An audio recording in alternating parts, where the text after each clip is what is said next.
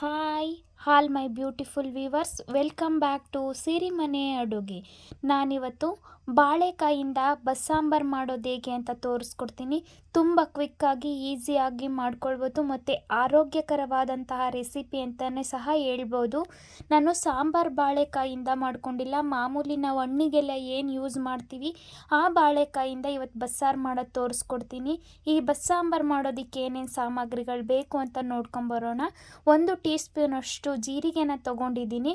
ಇದ್ರ ಜೊತೆಗೆ ಸ್ವಲ್ಪ ಹುಣಸೆಹಣ್ಣು ಮತ್ತು ಕರಿಬೇವು, 1-2 ಸ್ಪೂನಷ್ಟು ತೆಂಗಿನ ತುರಿ, 1 ಸ್ಪೂನಷ್ಟು ಧನಿಯಾ ಪುಡಿ, 1 ಸ್ಪೂನಷ್ಟು ಅಚ್ಚ ಖಾರದ ಪುಡಿ, ಸುಟ್ಟಿರುವಂಥ ಈರುಳ್ಳಿ, ಬೆಳ್ಳುಳ್ಳಿ ಮತ್ತು ಹಸಿ ಈರುಳ್ಳಿ, ಹಸಿ ಬೆಳ್ಳುಳ್ಳಿನ ತೊಗೊಂಡಿದ್ದೀನಿ. ಇದ್ರ ಜೊತೆಗೆ ಚಿಕ್ಕದು 2 ಚಿಪ್ಪಾಗೋಷ್ಟು ಬಾಳೆಕಾಯಿನ ತೊಗೊಂಡಿದ್ದೀನಿ. ಇದ್ರ ಜೊತೆಗೆ 1-2 ಹಿಡಿ ಆಗೋವಷ್ಟು ಒಂದು ರಾತ್ರಿ ಇಡೀ ನೆನೆಸಿರುವಂಥ ಕಡಲೆಕಾಳನ್ನ ತೊಗೊಂಡಿಟ್ಕೊಂಡಿದ್ದೀನಿ. ನೀವು ಯಾವ ಕಾಳನ್ನೇ ಸಹ ತೊಗೊಳ್ಬೋದು, ಒಣಗಿರೋ ಕಾಳನ್ನ ತೊಗೊಂಡ್ರೆ ಟೇಸ್ಟು ತುಂಬ ಚೆನ್ನಾಗಿರುತ್ತೆ. ಇವಾಗ ಈ ಬಾಳೆಕಾಯಿನ ಯಾವ ಥರ ಕಟ್ ಮಾಡ್ಕೊಳ್ಳೋದು ಅಂತ ತೋರಿಸ್ಕೊಡ್ತೀನಿ. ಈ ಬಾಳೆಕಾಯಲ್ಲಿರುವಂಥ ಸಿಪ್ಪೆ ತುಂಬ ನಾರಾಗಿರುತ್ತೆ, ಹಾಗಾಗಿ ನಾವು ಇದನ್ನು ಕಟ್ ಮಾಡ್ಕೊಳ್ಬೇಕಾಗುತ್ತೆ. ಮುಂದೆ ಮತ್ತು ಹಿಂದೆ ಇರುವಂಥ ತುದಿನ ಕಟ್ ಮಾಡಿಕೊಂಡು ನಾವು ಬೆರಳಿನ ಸಹಾಯದಿಂದ ಆ ನಾರನ್ನು ಎಬ್ಬಿದ್ರೆ ನೋಡಿ ಈ ಥರ ಈಸಿಯಾಗಿ ಆ ಮೇಲ್ಗಡೆ ಇರೋವಂಥ ನಾರಿನಂಶ ಈಸಿಯಾಗಿ ಬಿಟ್ಕೊಳ್ಳುತ್ತೆ. ಹಳ್ಳಿ ಕಡೆ ಈ ಗಾಳಿ ಮಳೆಗೆಲ್ಲ ಬಾಳೆಗೊನೆ ತುಂಬ ಬಿದ್ದೋಗಿ ವೇಸ್ಟ್ ಆಗುತ್ತೆ. ಆ ಟೈಮಲ್ಲಿ ಸಾಂಬಾರು ಬಾಳೆಕಾಯಿನೇ ಬೇಕು ಅಂತ ಏನು ಕಾಯೋದಿಲ್ಲ. ಈ ಥರ ಮಾಮೂಲಿ ಬಾಳೆಕಾಯಲ್ಲೇ ಬಸ್ಸಾರು ಮಾಡ್ಕೊಳ್ಬೋದು, ಬಾಳೆಕಾಯಿ ಗೊಜ್ಜು ಅಥವಾ ಪಲ್ಯನ ಮಾಡ್ಕೊಳ್ಬೋದು, ತುಂಬ ಟೇಸ್ಟಿಯಾಗಿ ಬರುತ್ತೆ. ನೋಡಿ ಈ ಥರ ನಾರನ್ನೆಲ್ಲ ಕಟ್ ಮಾಡಿಕೊಂಡು ನಾನು ಈ ರೌಂಡ್ ಶೇಪಲ್ಲಿ ಈ ಸೈಜಲ್ಲಿ ಕಟ್ ಮಾಡಿ ನೀರಲ್ಲಿ ಹಾಕಿಟ್ಕೊಂಡಿದ್ದೀನಿ. ನಾವು ಹಾಗೆ ಹಾಕಿಟ್ರೆ ಬಾಳೆಕಾಯಿ ಕಪ್ಪಾಗುತ್ತೆ, ಹಾಗಾಗಿ ನಾವೆಲ್ಲ ಸಾಂಬಾರಿಗೆ ರೆಡಿ ಮಾಡ್ಕೊಳ್ಳೋವರೆಗೂ ನೀರಲ್ಲೇ ಹಾಕಿಟ್ಕೊಳ್ಳಿ. ಇವಾಗ ನಾನೊಂದು ಕುಕ್ಕರ್ನ ತೊಗೊಂಡು ಅದಕ್ಕೆ ನಾನು ಒಂದು ರಾತ್ರಿ ಇಡೀ ನೆನೆಸಿಟ್ಟಿರುವಂಥ ಕಡಲೆಕಾಳನ್ನ ಹಾಕ್ಕೊಂಡಿದ್ದೀನಿ. ನೀವು ಕಡಲೆಕಾಳೇ ಬೇಕು ಅಂತ ಏನಿಲ್ಲ, ಅವರೆಕಾಳು, ತೊಗರಿಕಾಳು, ಅಲಸಂದೆ ಕಾಳು ಅಂತ ಏನು ಹೇಳ್ತೀವಿ, ಈ 3 ಕಾಳನ್ನು ಸಹ ಯೂಸ್ ಮಾಡ್ಕೊಳ್ಬೋದು. ಒಣ ಕಾಳನ್ನು ಯೂಸ್ ಮಾಡ್ಕೊಳ್ಳಿ, ತುಂಬ ಟೇಸ್ಟಿಯಾಗಿ ಬರುತ್ತೆ. ನೋಡಿ ಇವಾಗ ನಾನು ಕುಕ್ಕರಲ್ಲಿ 2 ವಿಜಿಲ್ನ ಕಾಳನ್ನ ಕೂಗಿಸಿಟ್ಕೊಂಡಿದ್ದೀನಿ. ಇವಾಗ ಸ್ಟವ್ನ ಆನ್ ಮಾಡಿ ಇಟ್ಕೊಂಡು ಅದ್ರ ಮೇಲೆ ಕುಕ್ಕರ್ನ ಇಟ್ಕೊಂಡು ಇವಾಗ ನಾನು ಕಟ್ ಮಾಡಿಟ್ಟಿರುವಂಥ ಬಾಳೆಕಾಯಿನ ಆ್ಯಡ್ ಮಾಡ್ಕೊಳ್ತಾ ಇದ್ದೀನಿ. ನೀವು ಒಂದೇ ಸರಿ ಕುಕ್ಕರ್ಗೆ ಹಾಕಿ ಕೂಗಿಸಿದ್ರೆ ಬಾಳೆಕಾಯಿ ತುಂಬ ಜಾಸ್ತಿ ಬೆಂದು ಸ್ಮ್ಯಾಶ್ ಆಗುವಂಥ ಚಾನ್ಸ್ ಇರುತ್ತೆ. ಹಾಗಾಗಿ ನಾನು ಫಸ್ಟು 2 ವಿಜಿಲ್ ಕಾಳನ್ನ ಬೇಯಿಸ್ಕೊಂಡು ಇವಾಗ ನಾನು ಬಾಳೆಕಾಯಿನ ಹಾಕ್ಕೊಂಡು ಬೇಯಿಸ್ಕೊಳ್ತಾ ಇದ್ದೀನಿ. ಒಂದು 3-4 ನಿಮಿಷ ಸಾಕು, ಬಾಳೆಕಾಯಿ ತುಂಬ ಚೆನ್ನಾಗಿ ಬೆಂದ್ಬಿಡುತ್ತೆ. ನೋಡಿ ಇವಾಗ ನಾನು ಕಾಳು ಮತ್ತು ಬಾಳೆಕಾಯಿ ಯಾವ ಥರ ಬೆಂದಿದೆ ಅಂತ ತೋರಿಸ್ಕೊಡ್ತೀನಿ. ಪಲ್ಯ ಸಹ ಮಾಡ್ಕೊಂಡಿರೋದ್ರಿಂದ ಪಲ್ಯಕ್ಕೆ ತುಂಬ ಹದವಾಗಿ ಇರೋ ಥರ ನಾನಿಲ್ಲಿ ಬಾಳೆಕಾಯಿ ಮತ್ತು ಕಾಳನ್ನು ಬೇಯಿಸ್ಕೊಂಡಿದ್ದೀನಿ. ನೋಡಿ ತುಂಬ ಸ್ಮ್ಯಾಶ್ ಆಗೂ ಇಲ್ಲ, ಇನ್ನು ಬೇಯಬೇಕು ಅನ್ನೋ ಥರನೂ ಇಲ್ಲ.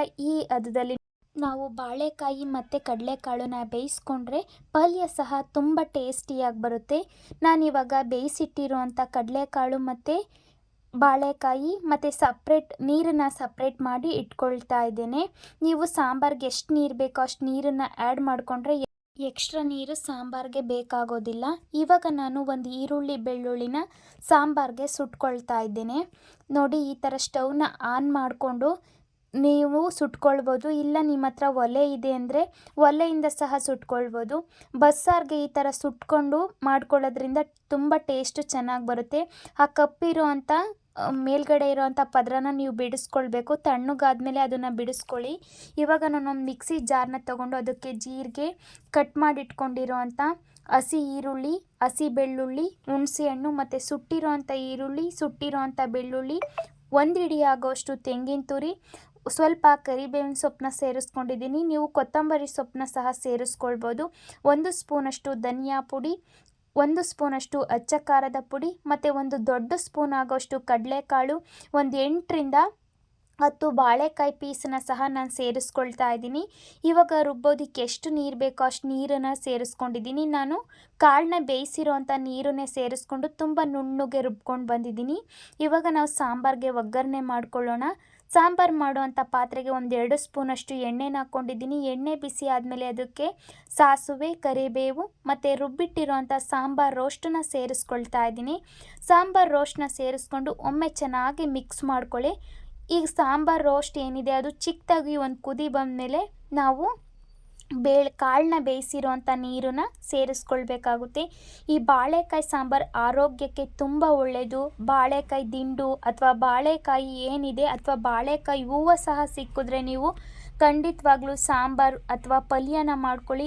ಆರೋಗ್ಯಕರವಾದಂತಹ ಈ ರೆಸಿಪಿನ ನಾವು ನಮ್ಮ ದಿನನಿತ್ಯದ ಆಹಾರದಲ್ಲಿ ಸೇರಿಸ್ಕೊಳ್ಳೋದ್ರಿಂದ ನಮ್ಮ ಆರೋಗ್ಯ ಸಹ ತುಂಬ ಚೆನ್ನಾಗಿರುತ್ತೆ.